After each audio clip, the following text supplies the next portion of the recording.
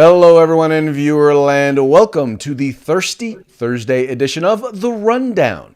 I'm your host today, Craig DeLuz, coming at you from the left coast behind the Iron Curtain, otherwise known as the Sierras in California. But as you all know, I do not do this program by my lonesome. That's right. My name is Mike Wazowski. I am on the East Coast. I am the East Coast host with the most, and I am here to help you through today's Thirsty Thursday edition of The Rundown. Excellent, sir. So, any special plans for Thirsty Thursday today? Oh, I got a long line of work. Let's see. What are we as soon as we're off the air here, I'll be doing the Daily Bullet with a friend of ours that we might be talking to rather soon. Exactly. And what a great, you would think you've done this for a living. What a great transition. That's right, folks. As you know, on Thursdays for Thirsty Thursday, we like to bring on guest hosts to talk about the news with us. And today we have with us longtime friend and activist, media personality, chief cook and bottle washer. You know him, you love him, Mr. Paul Lathrop. Gentlemen. How are we doing today, sir? Doing great this fine morning at mid-morning here in the Central Coast. Excellent. So for those of us in our audience who don't know, and once again, people in the gun community know who you are.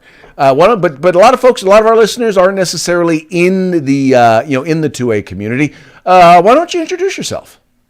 Well, my name is Paul Lathrop. I'm the Deputy Director of New Media for the Second Amendment Foundation. Second Amendment Foundation, what we are the people who, if a state or the federal government infringes on your second rights, we sue their pants off. We have an awesome track record of taking state, local, and the federal government to court and getting your Second Amendment rights back. My boss, Alan Gottlieb, has a catchphrase he uses, and it's quite accurate: winning back your freedoms one lawsuit at a time. And that's what the SAF does. They brought me aboard to help spread the message and to help get the Second Amendment message across through social media is what my job is. Excellent. So now you host a daily program called the Daily Bullet, right? Yeah. Excellent. And folks, it comes on. It's on they're both their Facebook and their YouTube, right? Yes, it is. It's at 5 p.m. Central Time every day. On Tuesdays, Craig comes on and joins me every Tuesday. And on Thursday, I've got this lunkhead Mike that comes on and joins me. So after this show wraps up, come over to the SAF's channels, whether on YouTube or Facebook, and come see it. Be there. Exactly, folks. It's literally after this show. We usually go till about 40 after, and then literally at the top of the hour, you can tune in. On Tuesdays, me and Paul, and then on Thursdays, it's Mike and Paul. But every day, there's someone and Paul talking about the 2A news of the day. So it's a fun program. If you're looking for stuff aside from, the regular ABC channels or alphabet channels, folks, you can't find a better place than obviously here on The Rundown and on the Daily Bullet. Craig, did I just hear you say you supported ABC? Is that what I heard you say? No, I did not. I said if you don't want to watch stuff on the ABC channels or the alphabet channels. Gotcha. Okay, the alphabet channons. Gotcha. Okay. Run by the alphabet people. If you're tired of chicken noodle news, yes. do not bring up the alphabet people. We will get Dave canceled. Chappelle's in a fight with the alphabet people. Don't go there. We've covered that enough. All right. Well, hey, speaking of the alphabet people and ABC News and media and all of that, let's get into today's news. All right. Now, the first story we're going to be talking about has to do with an article that was in the Atlantic. And I know Mike always gives me a hard time whenever I quote the Atlantic, but I keep saying I love to debunk some of the BS that comes out of the mainstream media, especially some of their ill-informed opinions. And recently there was an opinion in the Atlantic that basically said that the Second Amendment was basically infringing upon the First Amendment, and that individuals who exercise their right to keep and bear arms Well, the fact that they actually exist, the other people, in particular, their thing is people on the left, well, they're scared to exercise their rights because, the other folks are armed. Now, before I get into my take on it, I wanted to see what you gentlemen thought. Who'd like to go first? Paul, maybe? Well, I looked at this article, and the research they quote was funded by Bloomberg's Everytown. So, gee, do you think that's skewed a little bit? Secondly, the question in the research is, if there are a bunch of people protesting, openly carrying guns, are you going to show up? You know what? I'm not going to show up if there are a bunch of angry people with guns around, because I'm smart. If there are a bunch of people that are angry about something with guns around, I'm not going to be there, because I don't go to stupid places with stupid people and do stupid things. If there are a bunch of angry people openly carrying firearms, that's a stupid place. So this is a huge nothing story with written on huge nothing research by the Atlantic. So it was written exclusively for the left. Yeah, absolutely. Listen, they got the quotes they make up in here, just like Paul said. Their research here is it should be called lack of research. This is an opinion piece, an editorial at best. It says things like what most people do not realize is that the Second Amendment has become, in recent years, a threat to the First Amendment. People cannot freely exercise their speech when they fear for their lives. And who are these people? Again, this is just like Paul just pointed out. Who are these people that we're talking about? These people that are afraid, these people that are bringing the guns, these people that all of a sudden realize this is nothing but propaganda from Everytown for gun safety, crazy moms against everything, and all the Bloomberg people. Well, it's funny, Mike, that you say that, because, see, we actually had a Republican legislator in California introduce a bill a couple of years ago that would have actually made it so that individuals. So what they wanted to do was, he saw the Antifa protesters and whatnot were showing up at protests, and they were bringing like big, huge sticks they said were to hold signs, and water bottles that were filled with, that were frozen with water in them, Molotov cocktails. And so he wrote a bill to basically make it so that you can't bring certain things to a protest. And included in there, he had firearms. Now, he had no exemption for concealed carry permit holders. And lo and behold, he lost his mind and got upset when we told him, yeah, no, you got to exempt concealed carry permit holders. When we told him his bill was an anti-gun bill. And the funny part was we got raked through the coal by him. And he was like, let me clarify. He tried. We basically, when he refused to change the bill and then tried to throw us under the bus, we drug him under the bus. And it was pretty bad. It was so bad he had to get a friend of his who was a columnist to try and write a hit piece on us. And the funny part was going back after it was all said and done, we were able to note that not a single pro-gun or Republican legislator voted for his bill. Every vote that he got for his bill was from anti-gun Democrats. This is all, you're right, the narrative is a lie. In many cases, what they're talking about is these individuals who are openly carrying at protests. Number one, they're almost always at their own protests, right? So they're at a pro-gun, pro-liberty rally that they're organizing that's on their side. And the counter-protesters show up to their rallies. So that's number one. But the other one, when they were talking about the whole George Floyd thing, those weren't protesters. Those weren't counter-protesters. Those were individuals who were there protecting businesses that the protesters were showing up to loot, rob, and destroy. But that's the narrative that obviously you're not going to hear from the Atlantic.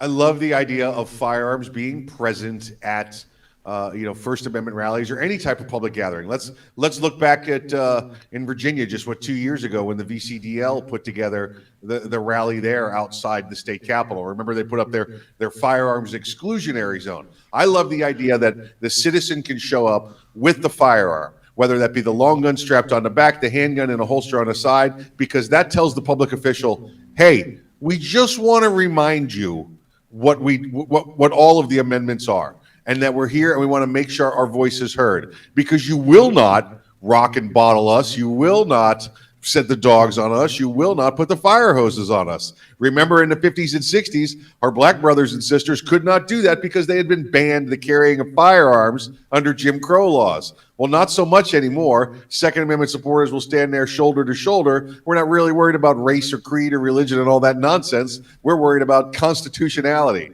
All right, this is where it is. This is the reason it's there. And back to Virginia, even when they put that firearms exclusionary zone in there, they did something, and I wish I could shake Phil Van Cleve's hand on this one today. They did something that just it shook. It looks like Mikey froze up there for a second. But Paul, wait, is he back? Oh, fun stuff. There he goes.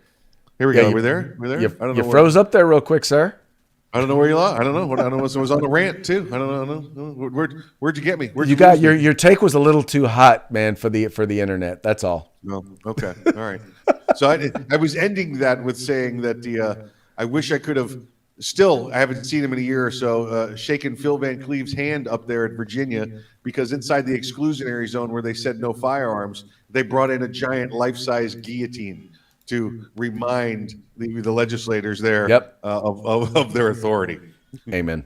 Well, this kind of reminds me, leading into, actually, this kind of a nice transition into our next story, where we're talking about the Kyle Rittenhouse. Now, you guys know that he was an individual who, a young man who in Kenosha, Wisconsin, was there protecting businesses that were being looted because they couldn't, for some reason, law enforcement just was not as present as they needed to be. And there were businesses that were being robbed and looted and destroyed and burned down.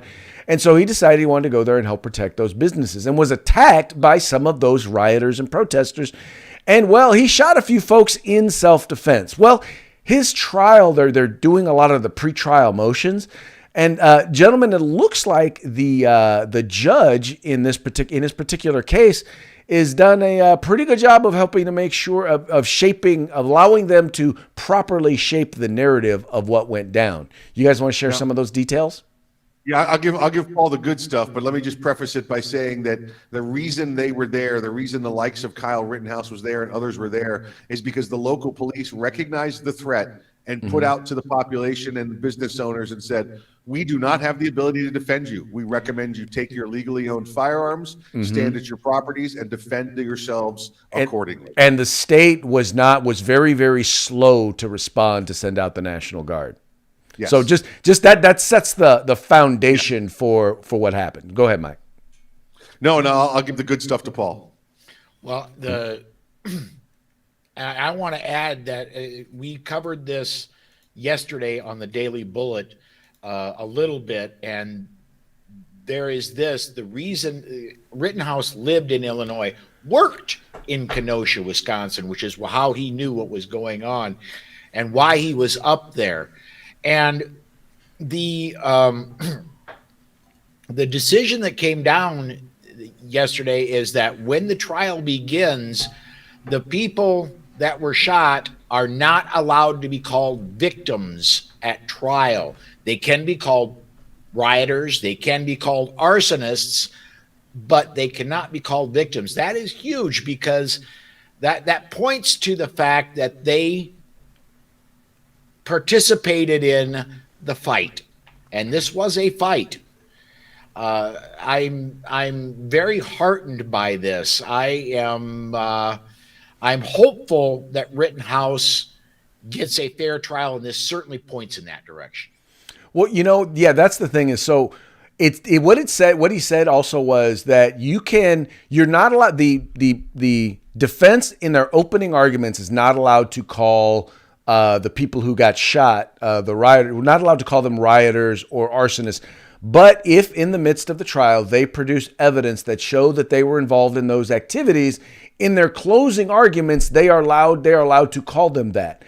The reason they're saying they're not allowed to call them victims is because that's what the trial is for. And, you're allowed to, in particular, you're not allowed to prejudice the jury against the defendant because once you call them victims, now all of a sudden that means, well, if there's victims, then there must be a victimizer. And they're not allowed to prejudice them. And I think that gives them an opportunity to have a fair trial. I don't know how anyone watches any of that video and does not conclude that whether or not you agree with whether or not he should have been there or anything like that. You can agree or disagree, but the point is that it was obvious that he was being pursued, he was being attacked, and that he was defending himself. Yeah, this was clearly self-defense, and in the legal world, in the court systems, when you've been granted the self-defense, defense, when you get to say it was in self-defense is the reason I was shooting this, then the court agrees that you are the victim.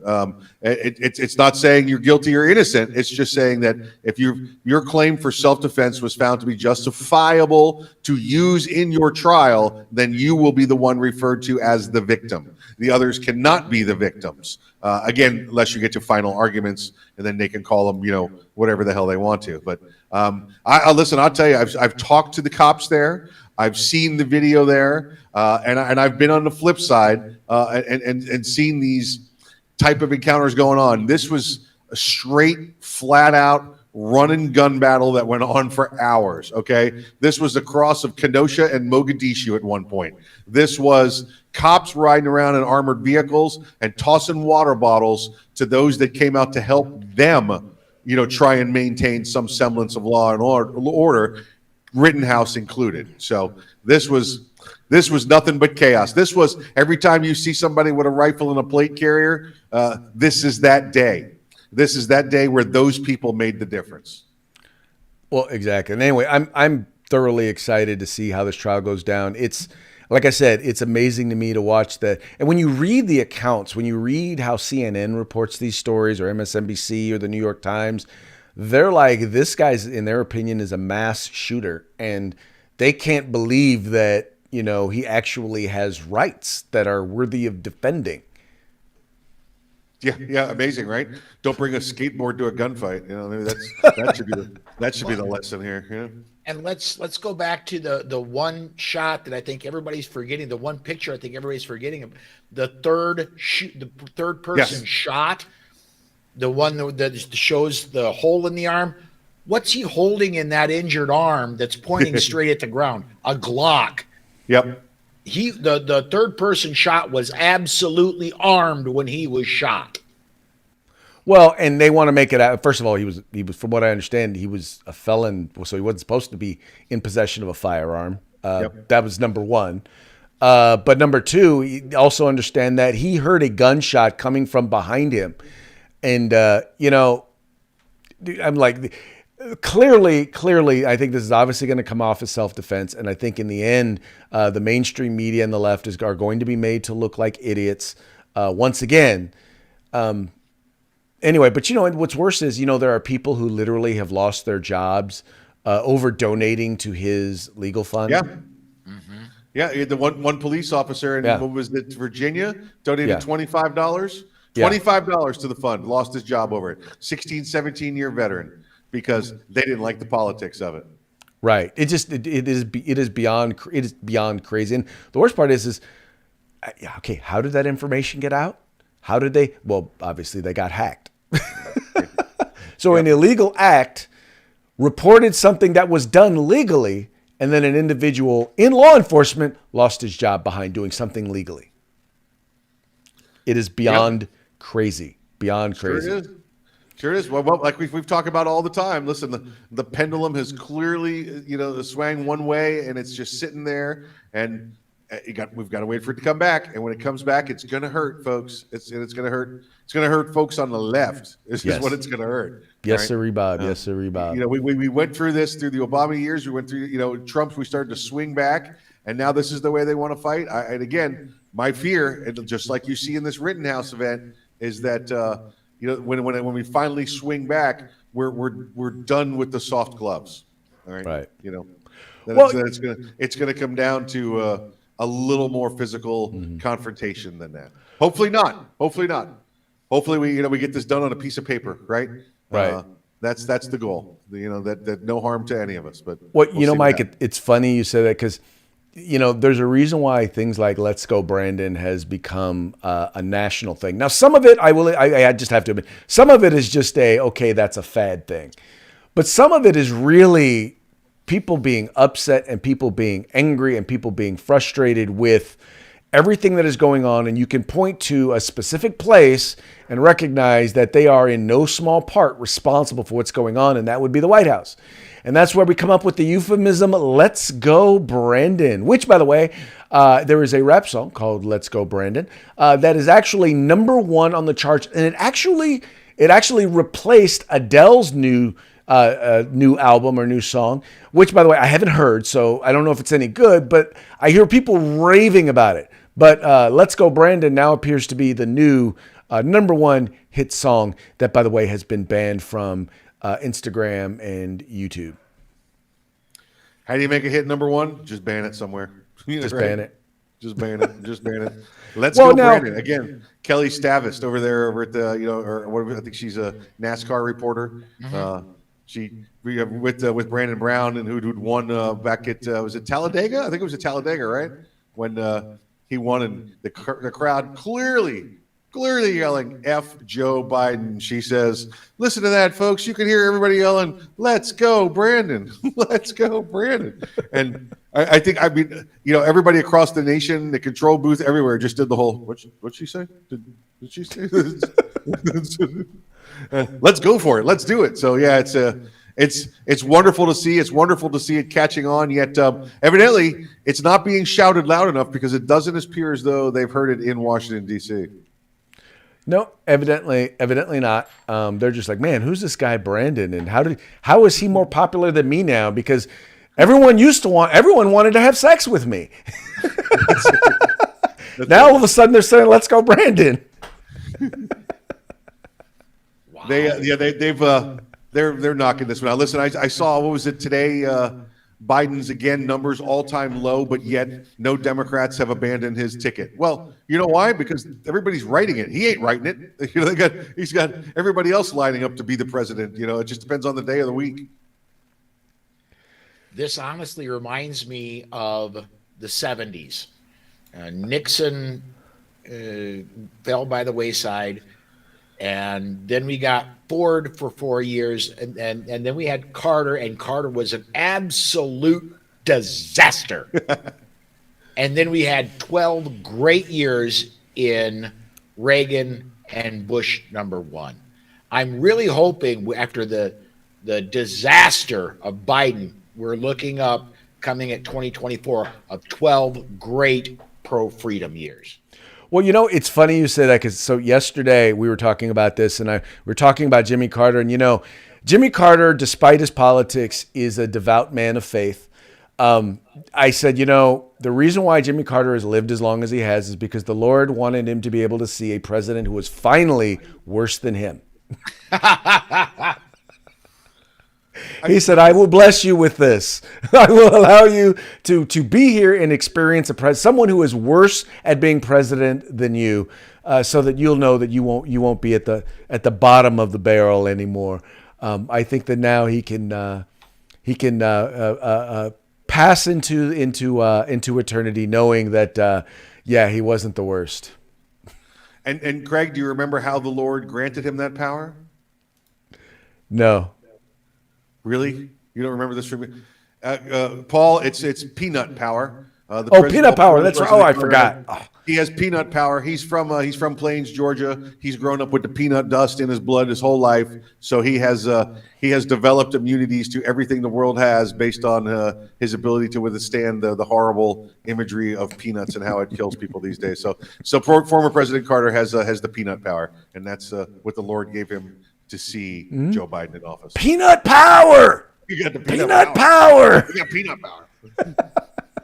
Who needs the Holy Ghost when you have peanut power, right? That's right. Exactly right. That's right. But the dust comes in the form of the Holy Ghost. There you go. The dust comes in the form of the Holy Ghost. Now, All right. Craig, did you know that the F Joe Biden chant actually got its start a different way? Did you know this? No. That was originally F Joe Buck.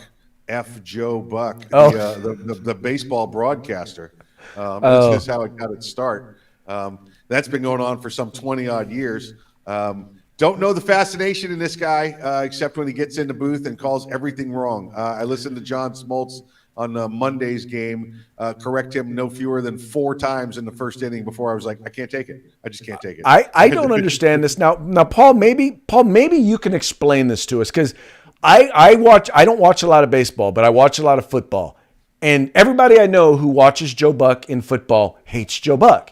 Everybody I know in baseball who watches Joe Buck hates Joe Buck. Now, he's a Midwesterner, so maybe Paul can help us because they're Right. both Midwesterners here. What is this fascination that the networks have with putting Joe Buck as the guy on all of the broadcasts? Please enlighten us.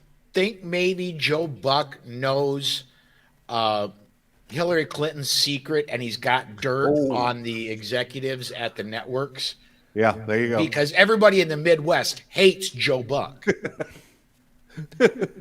That's crazy. I mean, this guy's just this horrible. The moment you look away and you hear Joe Buck will just do and there it goes, it's up, and you're like, oh my God, is it out, right? And it's caught like it's second base, and you're like, Right. what do we? This guy's horrible. This guy's just horrible. He is bad.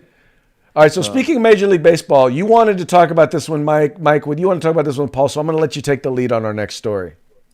Paul, just been looking forward to talking to you about this one because we both know that Major League Baseball and Rob Manfred there did a huge wrong, colluded with eight of the owners when they moved the All-Star game out of Atlanta during the All-Star break. Now, they took it away from them because of their politics and their voting rights and everything else along that line. So the Braves are in almost last place at that point, 3rd place, 4th place, and they rally together and they say, and it's like the scene from Major Leagues. They're like, well, there's only one thing we can do, win the whole freaking thing. And here we are. The Braves are now back. They're 5-0 in the postseason. So the one game got taken away from them. Now they're 5 games into the postseason at home, which is another 3 games, by the way. So they're 8 games into this in the postseason now. They did it. And here, how about the irony of all things? We've got the World Series in Texas and Georgia right now. How do you think the commissioner's feeling about all this? They've got to just have their head in their hands going, why me? And I got to say, I am a lifelong Minnesota Twins fan, and I cannot believe I'm going to say this, but I believe for the first time in my life, I absolutely have to say, go Braves. Wow, that's huge. That's huge. I really hope they pull this out. The Stros made it interesting last night, but I really hope the Braves pull this one out, and I really do. I hope they take this and go the rest of the way with it, and shove it right up where the sun doesn't make an appearance in the commissioner's. This is a family show where I try to broadcast as if it's a family show. I don't care much for what Major League Baseball did. It's supposed to be entertainment, not politics. Right. Get the politics out of baseball. Let's get the politics out of all professional sports. I could not agree more. You know, it's funny, and Mike and I always laugh. Like, he watches the sports that he watches because he's like, look, my team and the sport in general does not support a lot of this political wokeness statements in their sport. I watch football. I watch my Cowboys because the owner there, Jerry Jones, has said I'm not having it. I've stopped watching the NBA because not only has all of the NBA decided they're going to be full woke and political, but the team that I watch specifically, the Sacramento Kings, just went full left wing woke, and I haven't watched it since, well, it's been over a year since the beginning of the lockdown. So almost 2 years I haven't watched NBA. But it's like I do politics for a living, and I do this and I talk about this stuff, and I'm like, I don't need it in my sports. It's the one place where I can go and I can hang out with someone who is a left-wing lefty, and we can root for the same team and enjoy the sport, not talking about, not dealing with politics. And unfortunately, they've ruined it. Yeah, agreed. Listen, entertainment is what this should be. That's what I want. I want to support my team, and I want the politics out of it. And if you're a player or somebody like that, and you feel like you have the platform to stand on, agreed. As soon as the game is over and you're not wearing somebody else's name on the front of your jersey, you go ahead and do what you want, and be a philanthropist, be a promoter, do whatever you want to do. Right, not on the field. Nobody else's employer lets you. If you got Kroger grocery store written on the front, you're not allowed to walk down aisle 7 talking politics. Okay. Nope. Nope. You're not. Do that in your off time. Funny how that works. Yep. And if we could branch off to another sport, you're absolutely welcome to do that. Just make sure you're really good at what you do, because look at what happened to Colin Kaepernick, a second-rate quarterback playing for a second-rate team who wanted to upgrade.